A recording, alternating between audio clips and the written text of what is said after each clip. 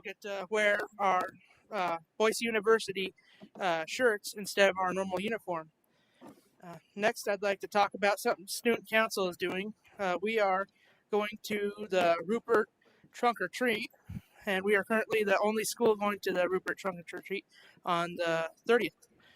And finally, I'd like to talk about our school store that we have. So far, it is going very well. We're earning about $18 a day whenever we open it, and it's actually worked out pretty well for the students and for everyone involved. Thank you. I'm As long as it's green. okay. If I'm it's Anthony green, Adams. it's working. I'm Make sure Anthony you talk Adams. into it. I'm Anthony Adams, and I'm talking about how we went to a CSI school trip, and for the CSI school trip, the whole school went, and well,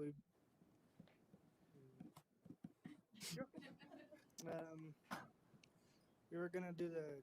Well, first we went to the museum, and then the CSI basically paid for the whole school to go, and well,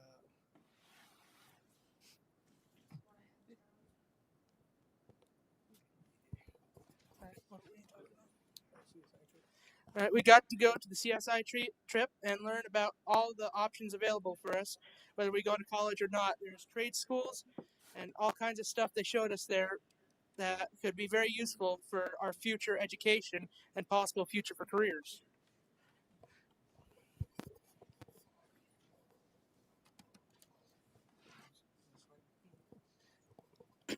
So the new quarter started today, and everyone got to their classes. I would say decently on time for the new quarter, and I feel like this quarter is going to be a good quarter. Good. I'd also like to talk about last quarter. We had 3 to 4 students graduate.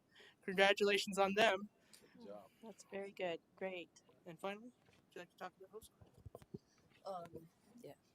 Hope Squad started today, third hour, and they were nominated by other peers, and they were to nominate on the people who they felt comfortable talking to about certain things, and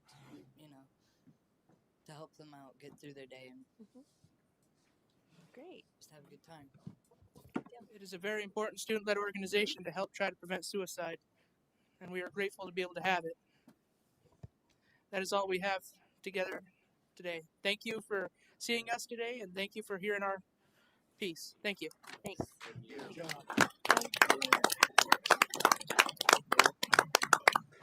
Like the speaker. I realize we're a very intimidating group of people. Thank you for taking the time to come and talk to us.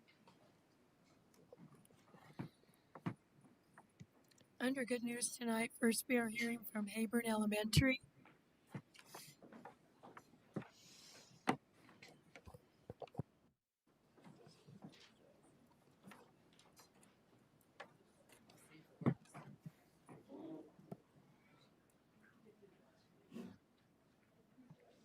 So we have some exciting stuff happening at Hayburn. First, we'll see if it works.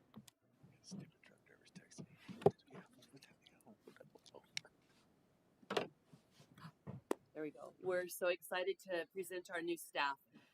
We were able to hire 20 new smiling faces. Not of all of them teachers, but out of all the paras that we got and the extra people and the things that we got to add to our school, we're missing a couple because I fortunately was able just to hire another para and a kindergarten teacher that didn't make it in the beginning rounds of picture taking. So I'm sorry for them. They're probably okay. We put a lot of time and energy into our teachers at the beginning. We did a lot of training. Most importantly, we started with some zones training that we're implementing in every classroom to help with our behavior program that's going. We have also working on our I Am Awesome. I started a program last year with I Am Awesome winners. Teachers get to nominate their students. I play the crazy song from the Legos movie. And the kids get to come down. They get to sign that board in the top left-hand corner. They get to sign their name. They get to go home with a postcard with a letter to their parents about what those kids did and how they were special that week. We had our first successful fundraiser with chocolate sales, and we also were able to get new snowball targets. So we're going to appropriately throw snowballs this year. We've never had that before. With the chocolate cells, they got to talk their principal into something, and the video isn't going to work, but the deal was is they sold $13,000 worth of chocolate. They would bring small goat Kenny into the school in front of all 500 of them, and Mrs. Stutzman would kiss Kenny. I kissed Kenny. They thought it was great. They will talk about it for 2 years because they remember when I did it last time. So next year we're going to change animals so we're not boring. But they thought it was great. They worked really hard. Our chocolate was gone the first week. People picked it up and took it and sold it and brought the money back. We were, for the most part, we had a very successful time and the kids did a great job. And I think that me having the opportunity to kiss a goat helped. Try a frog. What's that? Try a frog. The frog next time. We're going to get a baby pig. That's my, like, a pygmy house, something. I don't know.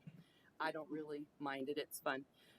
We've been doing tons of learning, implementing our technology. We have been working on, we have Ruby up there. She comes to Mrs. Lane Baker's classroom. She gets to read with the kids. The parents know that she comes to the classroom and she's just part of the classroom. They get to sit with her and read with her, and they adore her. She isn't there every day, but she comes often. And the teachers are also working on zones of regulation, individual classrooms, so there's some pictures of that. And then we are looking forward to a few other things. The pumpkin patch is coming to Hayburn Elementary because we're not going to the pumpkin patch. We are planning a STEAM night and, of course, Halloween. What's a STEAM night? Science, technology, engineering, art, and math. And so we have an actual company coming and bringing in some things into the gym that the kids get to participate and do. And the 8th grade level teacher is also doing an activity. So we're hitting all of those areas, and they're October 26th. They're coming. So we're going to have a good time. It's on its way. I can't say it's all the way planned, but we're on the way. That's it. Any questions? Tell me a little bit quickly, if you can, about zones. Zones of regulation. Yes. We have whole school plan zones of regulation in classrooms and provided the books, and now PD, our second PD, is going to be in my building tomorrow, actually. And it's really about children having the ability to regulate their own feelings, to identify how I'm feeling, tools that I can use to help me get into a different zone. If I'm in the red and I'm angry and I don't know what to do, what tools. And we're very fortunate that at Hayburn we also got a regulation room, which I believe you're going to learn about. So you can see that we have something very similar as a Sequel Elementary. So kids have the opportunity to come in and basically just chill, get themselves in a different level so that they can go back to class quickly and function. Nice. Thank you. Nice, thank you. Good. Anybody have Thank you.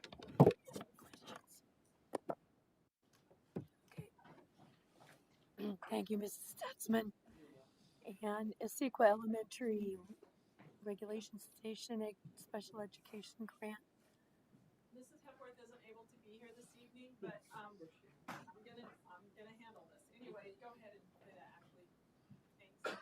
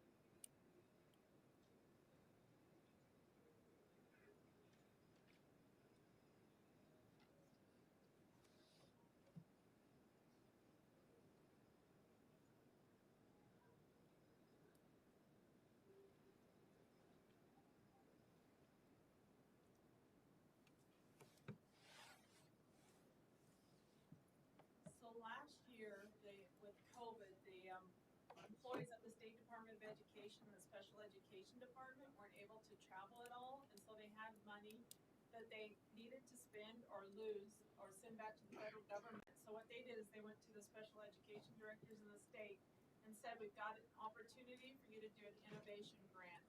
And so we put together an innovation grant, and our grant was to have sensory rooms at both Hayburn and Asequa schools because they have our behavior classrooms, and they've chosen to call them regulation stations. And so what you've seen here is a lot of great equipment, and just a nice calming space that students can go in and. You need to use the mic.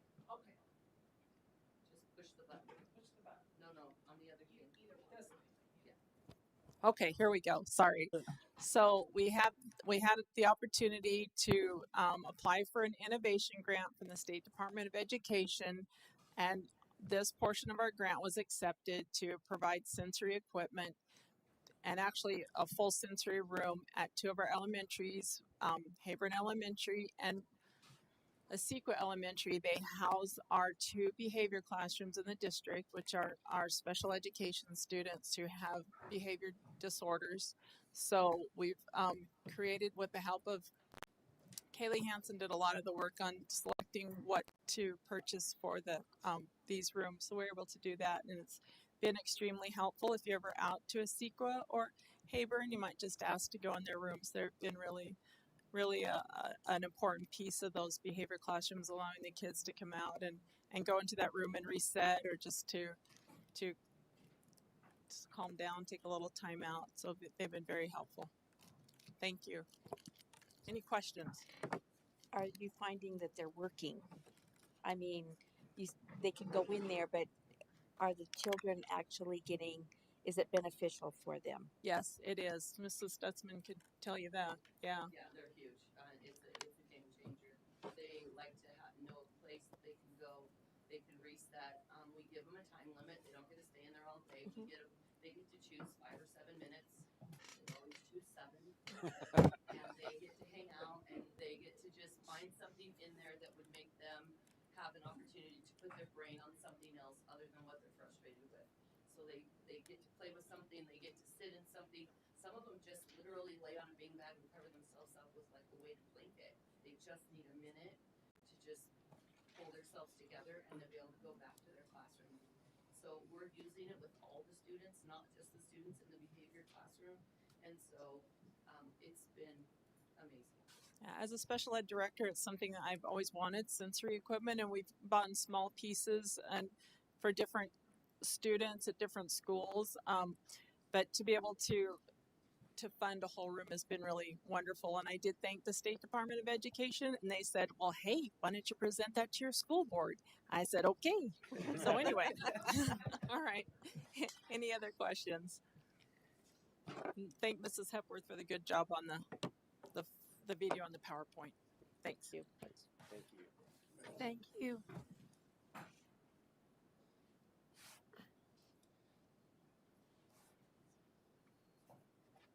Mrs. Black, did you have some information for us as well? And is there anything from Ms. Fortner? Or is it Ms. Fortner too? Talking about the We're talking grants. about the grants for Mount Harrison Junior High and High School. Yes, Mount Harrison Junior High was awarded $13,175, and that is to fund our own in-house summer school. We're super excited to do that. It'll be a 3-week summer school starting when the district does, and then ending in 3 weeks. And then we received money for parent involvement and funding for enrichment activities for students who are on track and getting ready to catch up to grade level, which is a lot of what we're about. So we received $36,000 from the Idaho Mastery Education Network. And we received this last year as well. Last year we used it to create our credit recovery program. Now we're sustaining that here in the district. This year we're trying to add a greenhouse, and we used it to pay for our core, which is some of the stuff that the kids were telling you about the team building. And that's the core project. That ran about $10,000. So, any questions? Thank you, Ms. Fortner.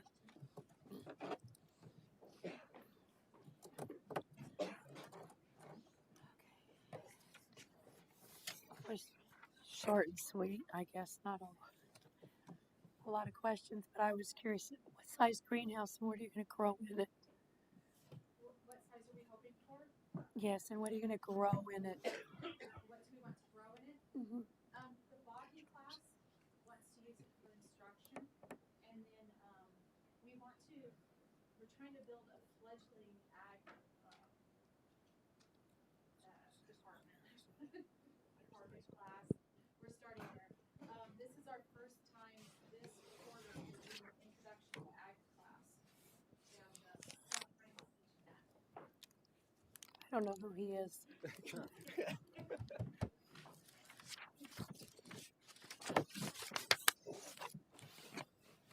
Okay. I didn't know that. He never told me. And by the way, his sore throat and mine are not related. I don't have a sore throat. It's just laryngitis.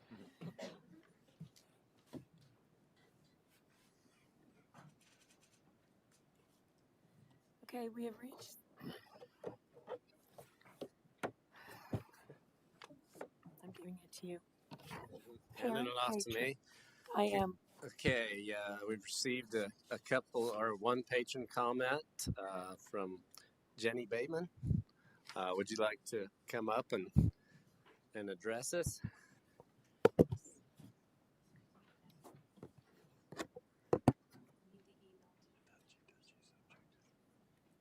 Read the email. Because you could not attend. Oh, Can you hear me from here? We need you to use the microphone so they can hear you. Like, just push it. Ready to go. They want to be able to hear me too. Is that working? A little closer. Okay. So a group of citizens has gotten together and we would like to propose that the school board would accept and pass a resolution that recognizes parents' rights, stakeholder authority, and political participation.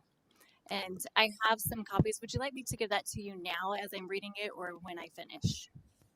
Now would be good. Do you care if I, like, I believe pass it down.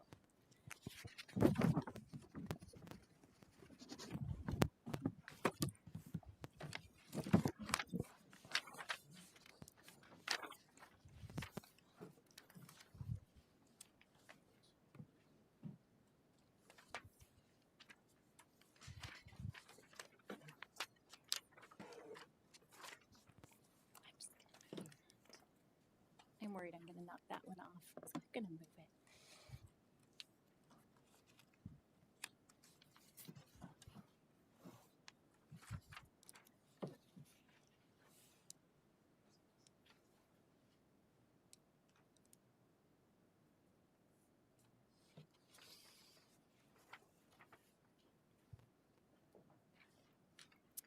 Okay.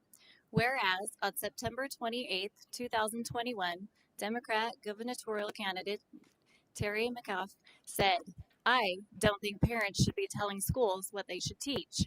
And whereas on September 29th, 2021, the National School Board Association asked President Joe Biden to label parents domestic terrorists for questioning local school board policies.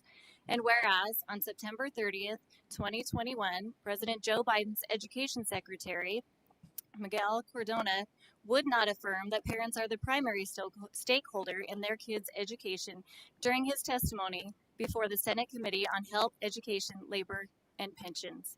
And whereas Idaho Statute Title 33, Chapter 60, Paragraph 2 states, school districts and the boards of directors of public charter schools, in consultation with parents, teachers, and administrators, shall develop and adopt a policy to promote the involvement of parents and guardians of children enrolled in the schools within the school district or the charter school. And whereas Idaho Statute Title 22, Chapter 11, also known as the Idaho Parental Rights Act, Paragraphs 2 and 3 state, the interest and roles of parents in the care, custody, and control of their children are both implicit in the concept of ordered liberty and deeply rooted in our nation's history and tradition. They are also among the inalienable rights retained by the people under the Ninth Amendment to the Constitution of the United States. The interests of parents include the high duty and right to nurture and direct their children's destiny, including their upbringing and education. And whereas the Minidoka County Joint School District Policy Number 440.00 states, the Board of Trustees encourages parents, guardians to be involved in their students' school activities and academic progress. And whereas Minidoka County Joint School District 331 Policy Number 172 states, the district recognizes that the formation of public policy is public business and shall not be conducted in secret. And whereas parents are the primary stakeholder in their children's education, and whereas the primary stakeholders, parents are ultimately responsible for what their children are taught, and whereas being the primary stakeholder and responsible for what their children are taught, parents have the inalienable right to be a part of the political process, and therefore be it resolved that the Minidoka County School Board urges the National School Board Association to rescind their September 29th letter to President Joe Biden, asking him and his administration to label parents as domestic terrorists, and by extension, limiting parents' participation in our republic and the political process. Therefore, be it further resolved that the Minidoka County School Board declare their affirmation for parents as the primary stakeholder and political participants in defense of their children's education, well-being, and future. And therefore, be it further resolved that the Minidoka County School Board urges the Idaho State Legislature to pass legislation that will ensure that parents are protected from the political weaponization of labels and clearly define terrorism and domestic terrorism in Idaho Code as being criminal acts tied only to international terrorist organizations, and to distinguish it from criminal activity not associated with any international terrorist organization. Are there any questions?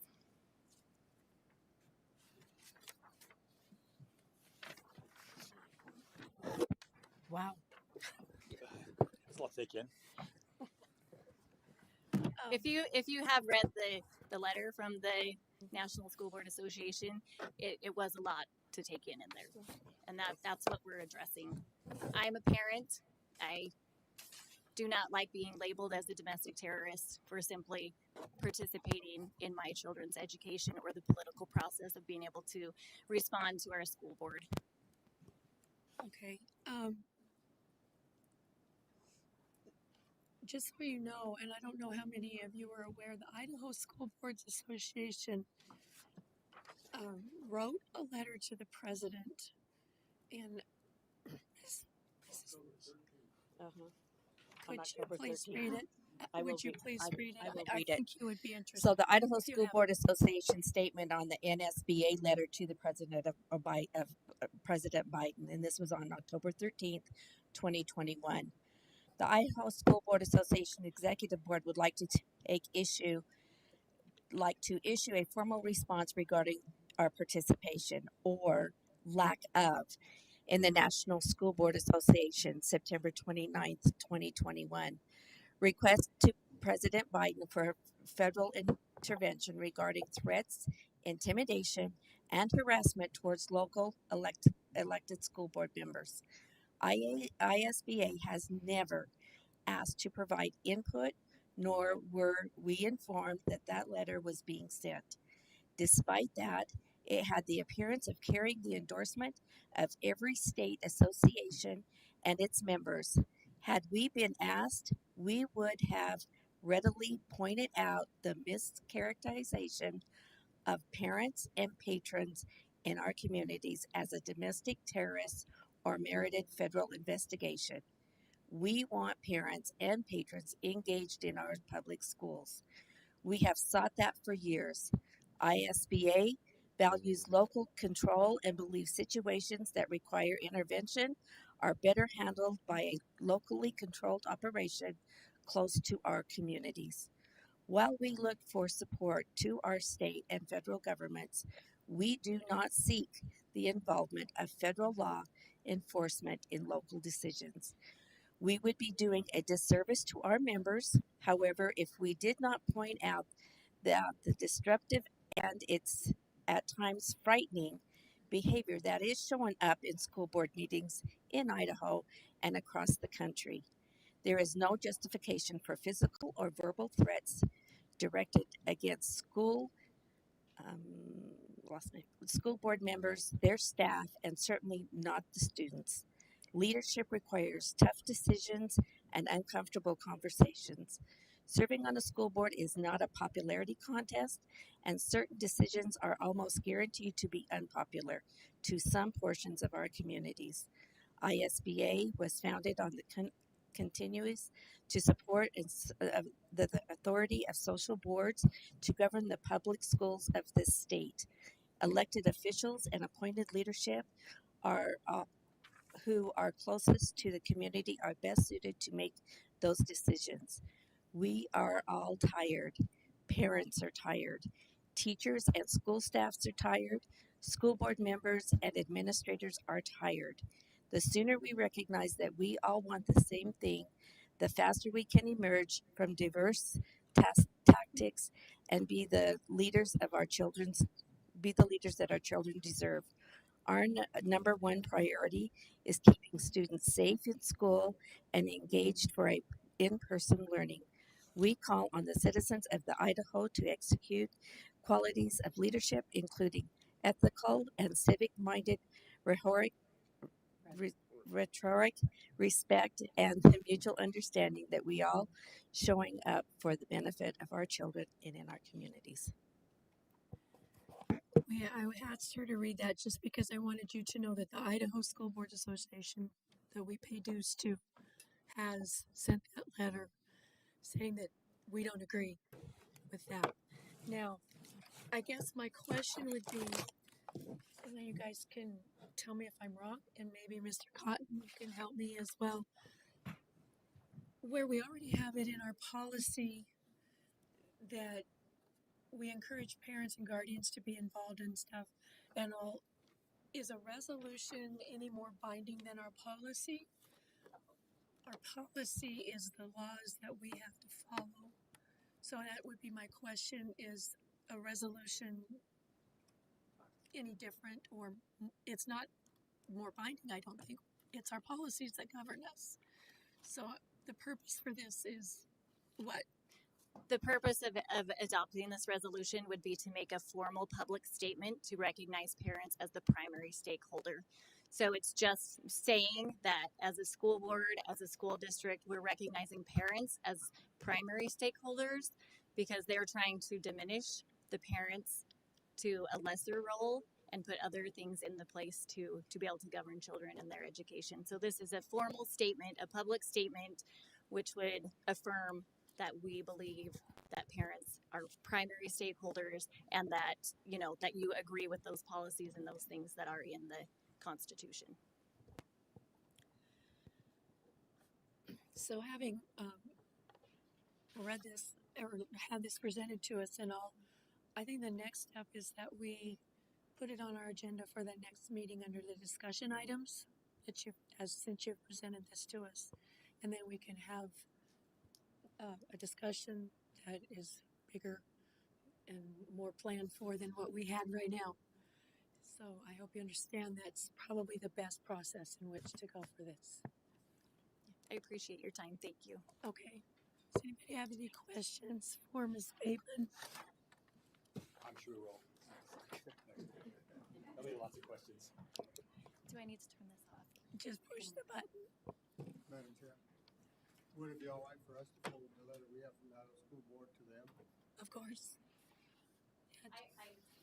Did you see it already? The newest one, October 13th?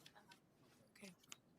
Because I thought that they were putting it out on their website as well. So I'm glad you're checking at that as well. Thank you. It's the only comment then tonight, correct? An email comment.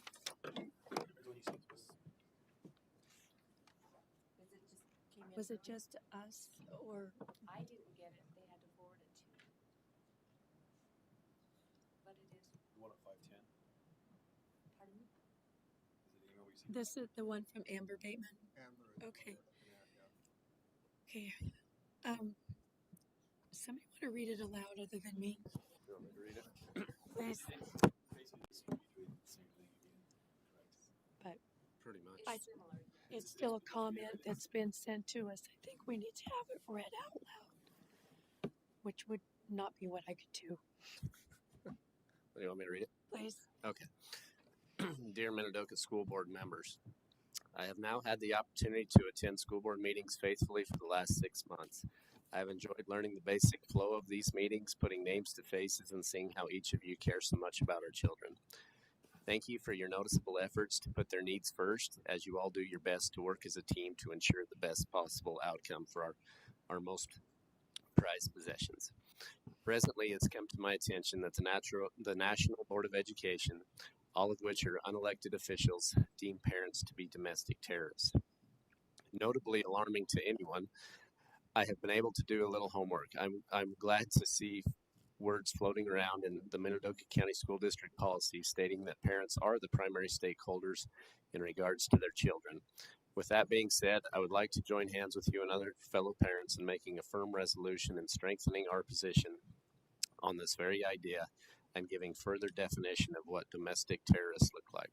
Surely you can all agree that a parent wanting what is best for their children should not be deemed as such. On the contrary, having an involved parent is a breath of fresh air. I know we all can work together in raising our future generations, so let us continue to pray when we come together, shake hands when we're around each other, and find the best possible solutions to the most mind-boggling circumstances. Sincerely, Amber Bateman. P.S. Regrettably, I will not be able to attend tonight's meeting. Okay. So this would be a comment also going in the record, correct? Okay. So we want that there as well. And we want to thank Amber for her comments as well. Definitely.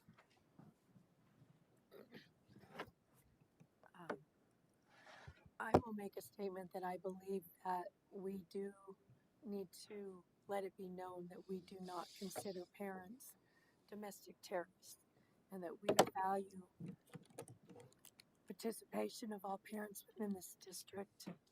We encourage it and we want it. That's one of the reasons why it's part of our policies. If we need to go further, I'm willing to go further myself.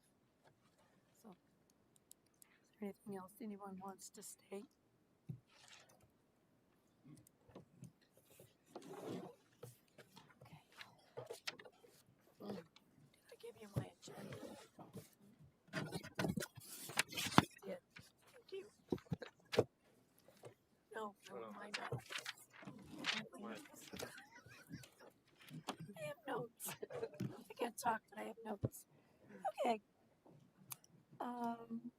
We are down to administrator department and committee reports. Does anyone have any comments? There was a report from Ms. Bingham. Is there anything else that you wanted to say regarding the program? Special education report? Yes.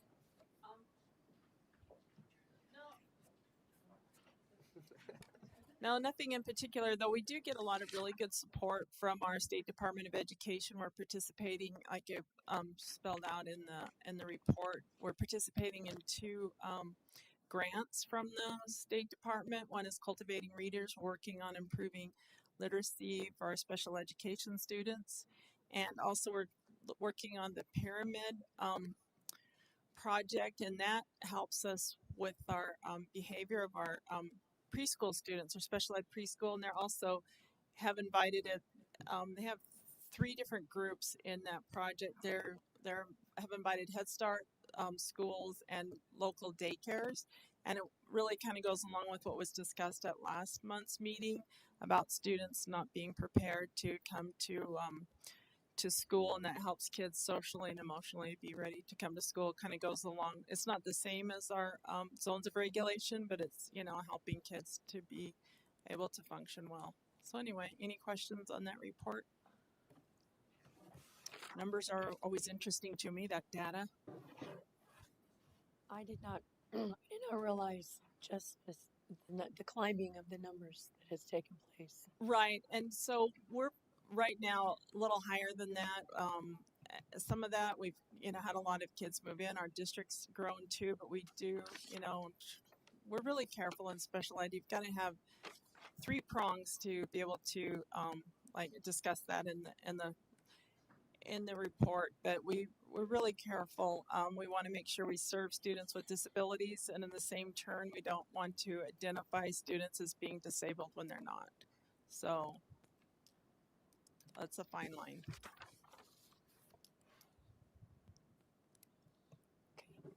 Thank you. Questions? Further questions? Okay. Thank you. Sherry.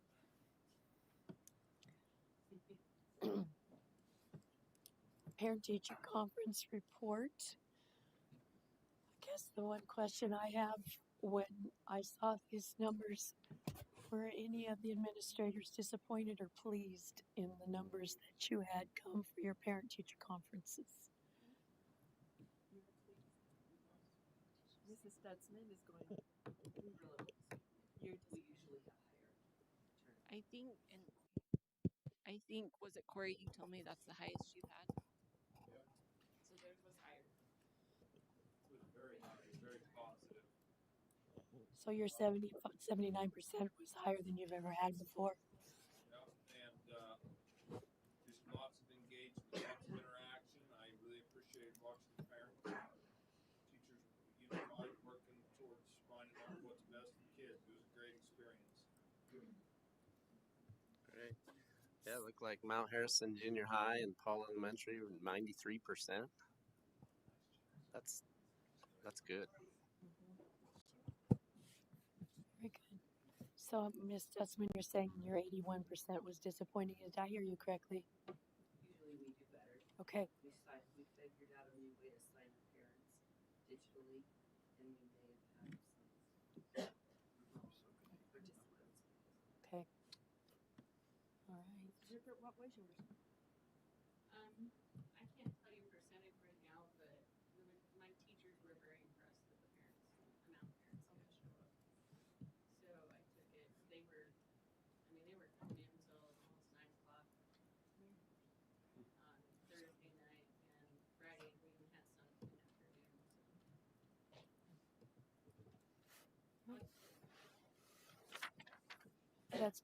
I like hearing positive.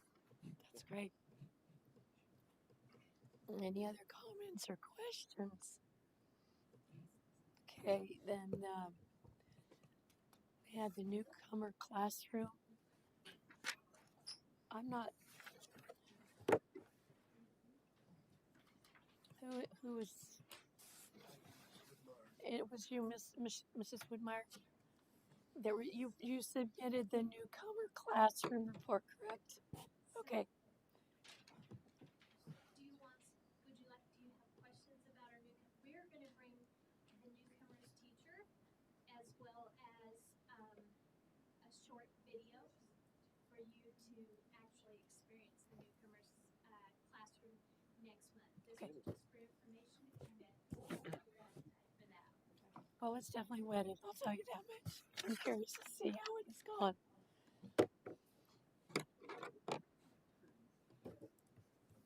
Any other comments or questions?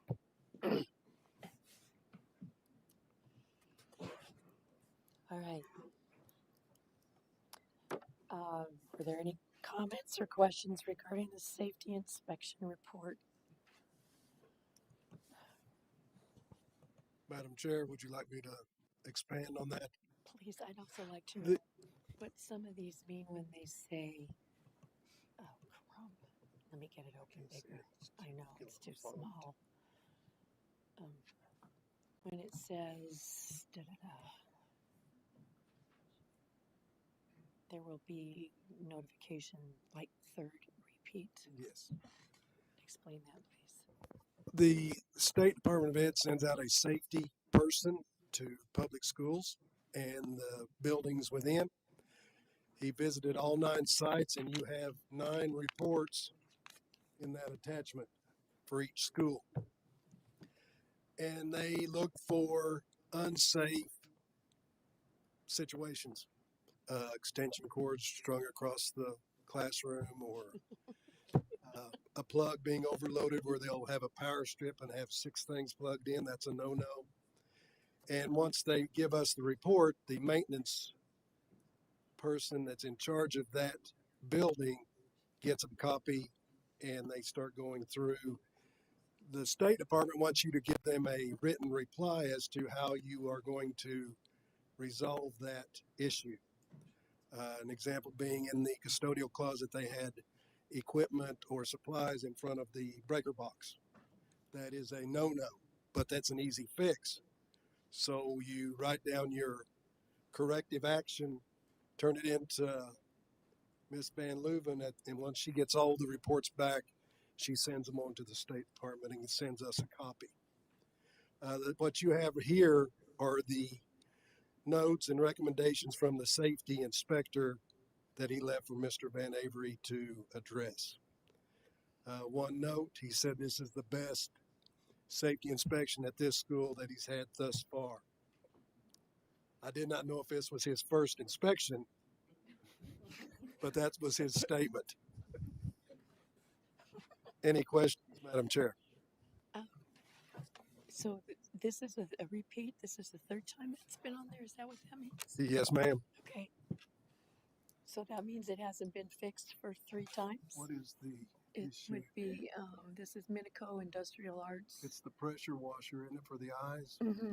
Yes, that is a pressure issue. Excuse me. My assumption, it's a flush station, and in order to improve the pressures, you're going to have to replace that station. Okay. Because the water pressure isn't high enough to maintain.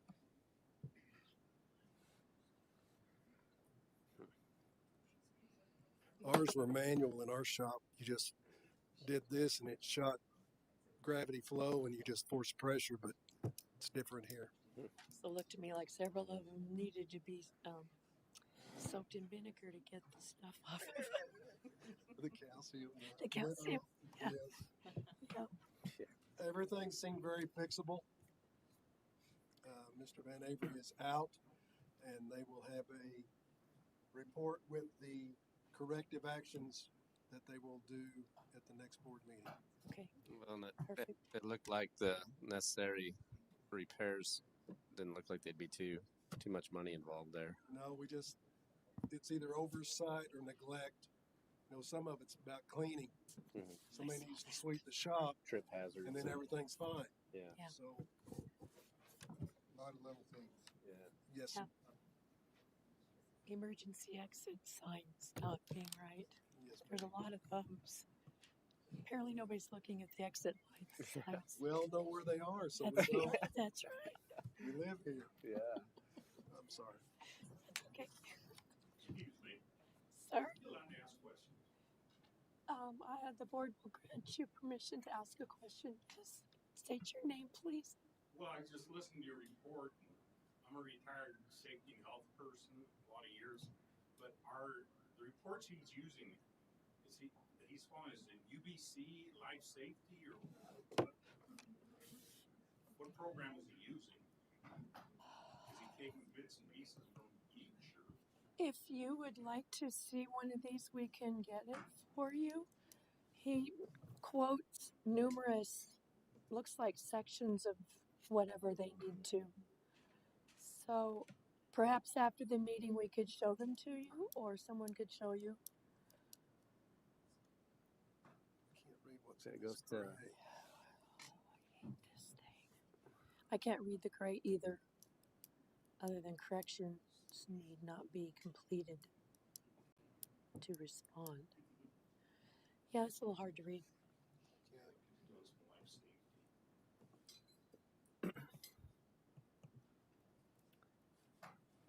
Idaho Division of Building Safety, Meridian, Idaho.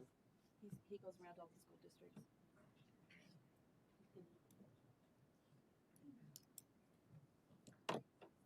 So when this is done, can I get a copy of it? It's on. It's on the website. It's on the web. It's on the board book. Okay, I've never been to one of your meetings. That's why I'm asking you a question. I'm a trained. Everything we have on our reports is on the board book, so that anybody can see it. So we're transparent. Yeah, it needs to be on there so people know it's there. But this happens every year. I mean, We just never. As long as I've been on the board, I don't remember ever seeing this. Yeah, a safety report's never been attached since I've been here. Yeah, and this is my 8th or 9th year, and I've never seen one of these before. It's done every year. Oh no, did you get your question answered okay? She did, and let get on there and look. I didn't know I could do that. Yeah. Great. Yep. And having someone else's eyes on it could be a good thing. Yeah. Are there any further comments or questions on the safety inspection report? Dan? Okay. Policy discussion tonight. Yeah. Head lice procedure. Yep. Yeah, we're looking at the head lice procedure and the head lice policy, and we had requested more information. And Ms. Bingham had talked to our school nurses, and we're very grateful you were willing to come and give us your opinions here. Thanks for having us. And do pick up that mic, please. Push the button. Make it green. For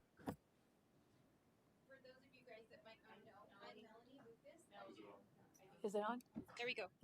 I'm Melanie Lucas. I'm one of the school nurses at the elementary level. And I'm Sarah, and this is Annie, and we do the secondary schools. So basically we're here tonight to explain like the reasons behind the recommended procedure for the head lice policy that's been produced. And so starting off, what are head lice? Head lice are small insects that live in people's hair and feed on their blood. Lice glue their eggs, which people here call nits, all the time to the hair. And the nits, once they're on the hair shaft, they don't leave because they adhere very tightly like glue. There are only two ways that people can get head lice, and the first is from direct head-to-head contact, like a hug, putting your heads together to read a book, that kind of things.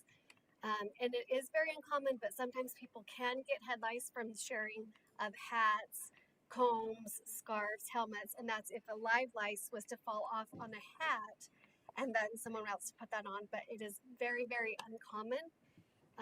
Head lice is a problem in home schools, daycares, but children are the most likely to get head lice from family members versus classmates. So some common myths about lice. A lot of people believe that lice can jump or fly from head to head. Head lice are actually crawling insects. They cannot jump, hop, or fly. The main way that head lice spread, like we said, is from close, prolonged head-to-head contact. There is a very small chance of sharing helmets, hats and stuff, but mainly it's prolonged head-to-head contact.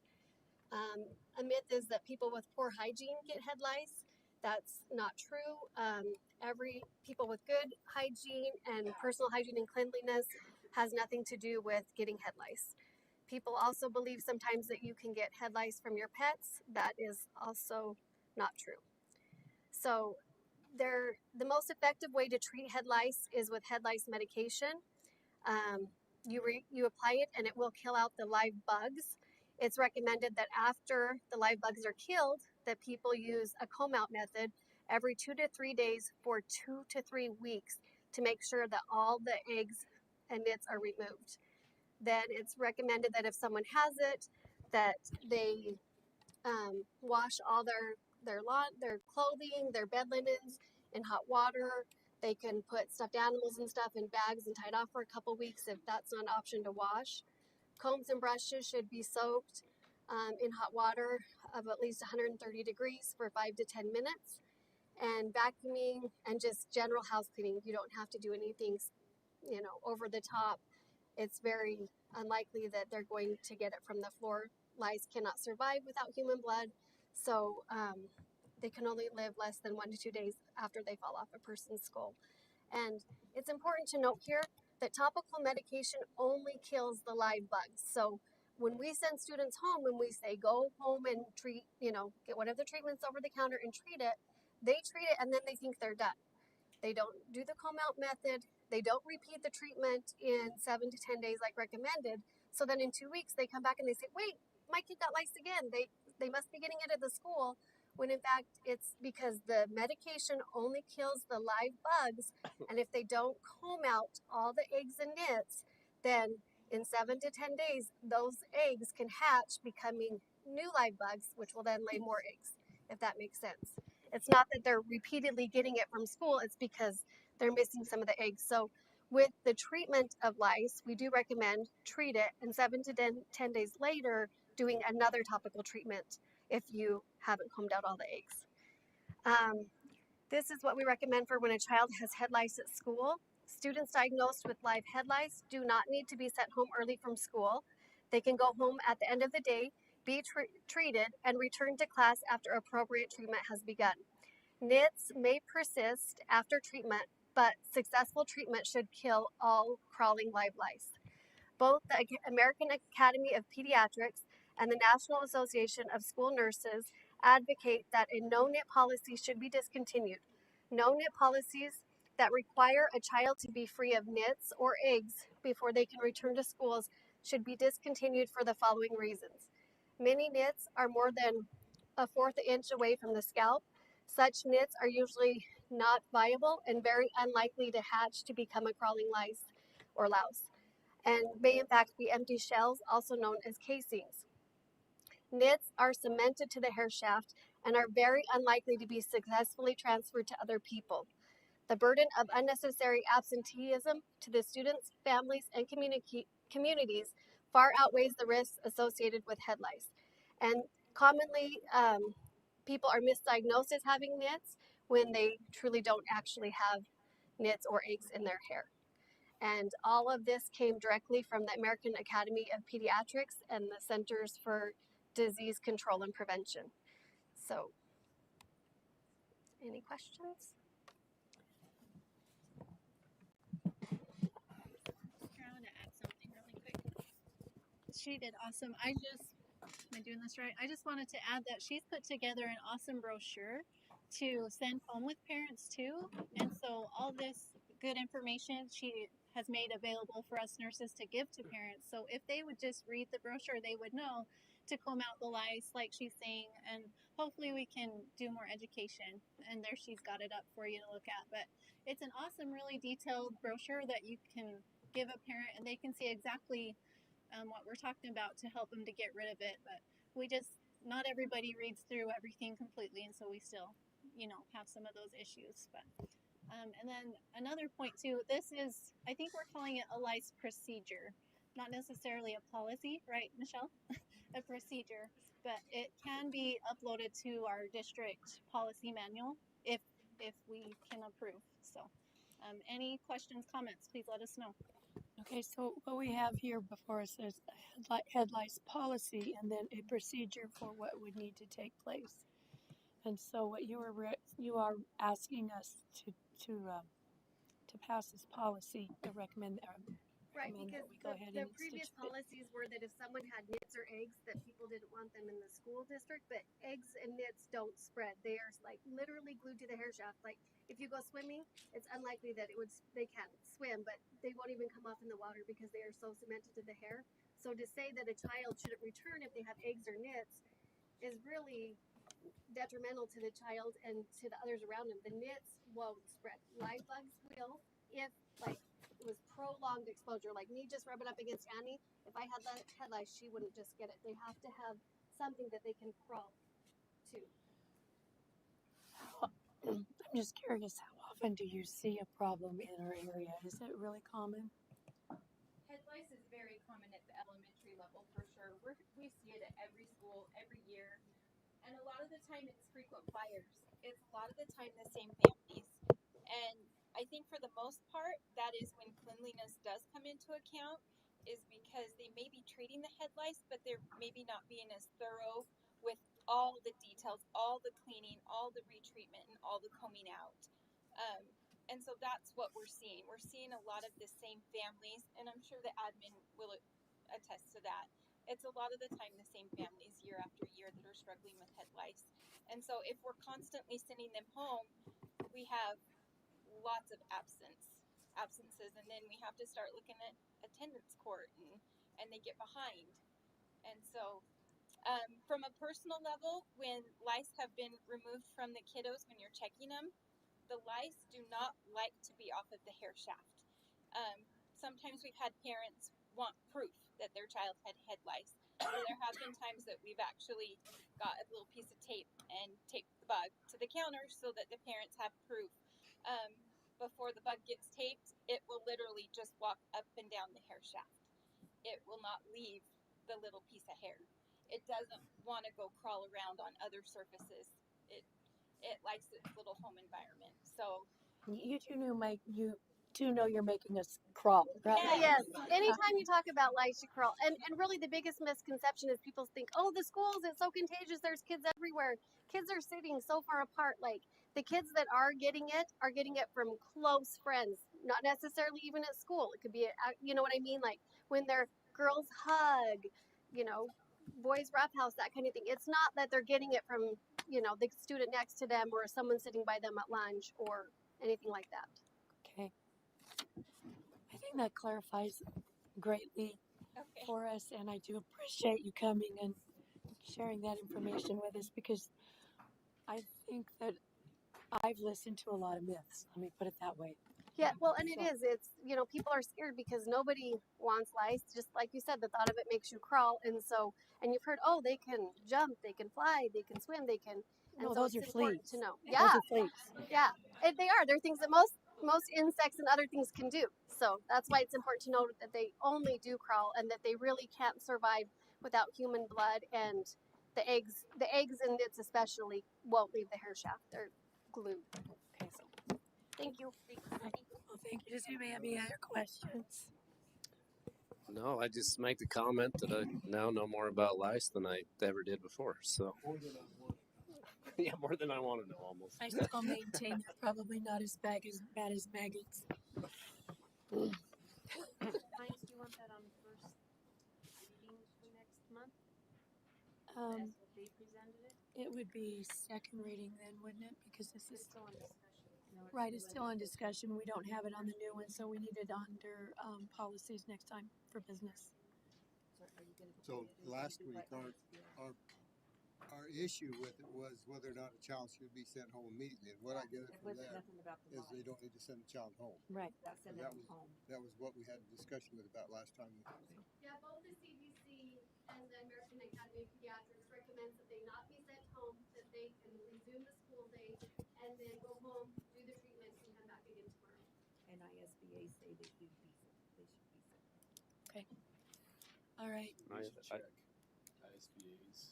What did ISBA say? ISBA is attached and it agrees.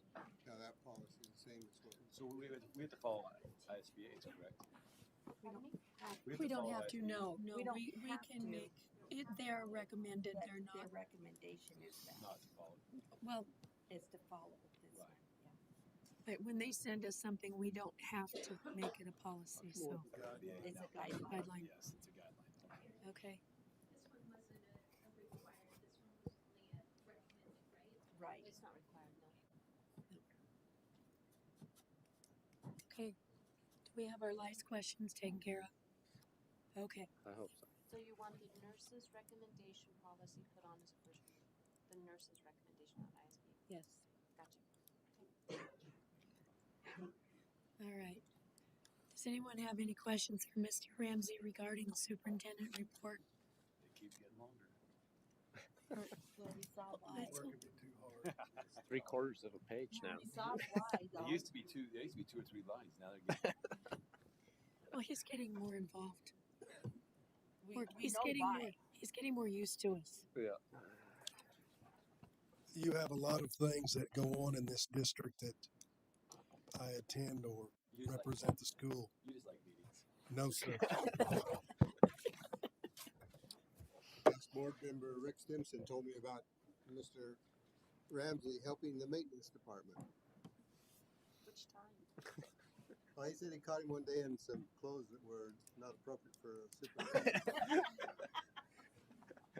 Yeah, I heard a rumor about something about running equipment. Yeah, I'm pretty sure he'd live over there if he could. All I need is a little bit of teaching.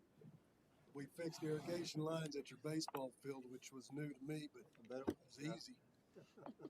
And then we hung TVs Friday at West. ATV, I'm sorry. Well, I'm glad you're having fun. Always. Anytime I have a day on my calendar that doesn't have 4 meetings, I go see the maintenance crew and say, what's on your list for this today? Okay. Under business, we have approval of Mount Harrison Junior Summer School proposal. Are there any comments or questions for that? Any further information needed? I don't think so. Okay. Then I would entertain a motion regarding approval of Mount Harrison Junior Summer School proposal. So moved. Motion by Dr. Clark. Second. Second by Mr. Sukan. Comments? And all those in favor say aye. Aye. Aye. Any opposed? Motion carries. And item B, approval of district discipline referral committee members. Does anyone have any comments or questions about that? I just noticed that Mr. Contos is continuing to be in an He advisory. Okay. In case we needed experience or a counselor's point of view Okay. on an individual, it would be an asset to the school. All right.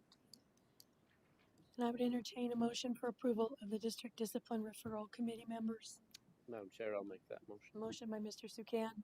Second. Second by Mr. Gibson. Comments? All those in favor say aye. Aye. Any opposed? Motion carries. Okay, I can do this.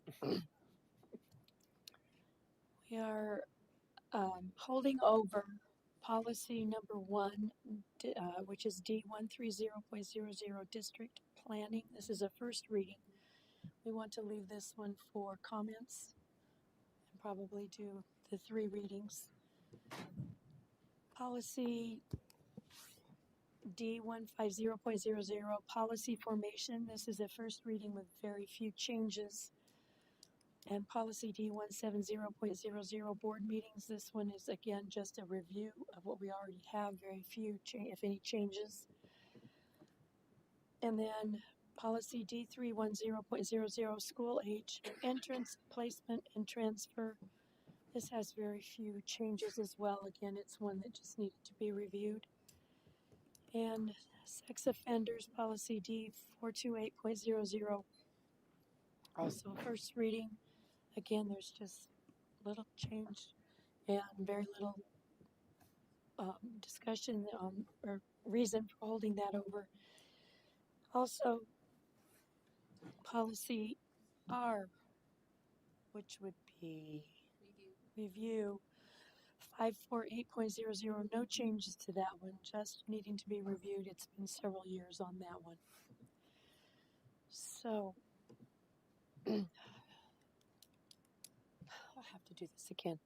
I would entertain a motion for policy D150.00, policy formation, D170.00, board meetings, policy D310.00, school age, entrance, placement, and transfer, policy D428.00, sex offenders, and policy for review 548.00, travel, extended and out of radius, be approved tonight.